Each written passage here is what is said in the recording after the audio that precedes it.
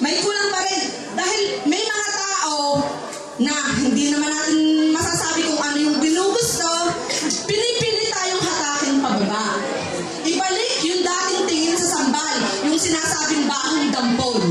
Iba na ngayon ang panahon, pareho na tayo. Hindi na yung katulad ng dati.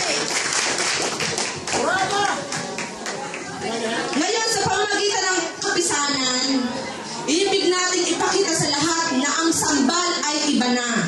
Na ang sambal ay pwedeng maging huwaran ng lahat ng barangay. Salamat at sa loob ng napakaraming panahon ng ating pagtigil dito, nagkasama ang ating dalawang barangay. Ang barangay Sambal Ibaba at Sambal Ilaya.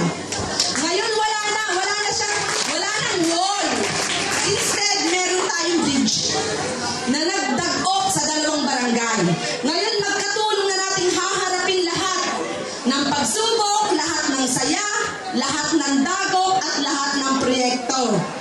Wala na ngayong Sambal Ibaba, wala na ngayong Sambal Ilaya. Tayo ay Barangay Sambal.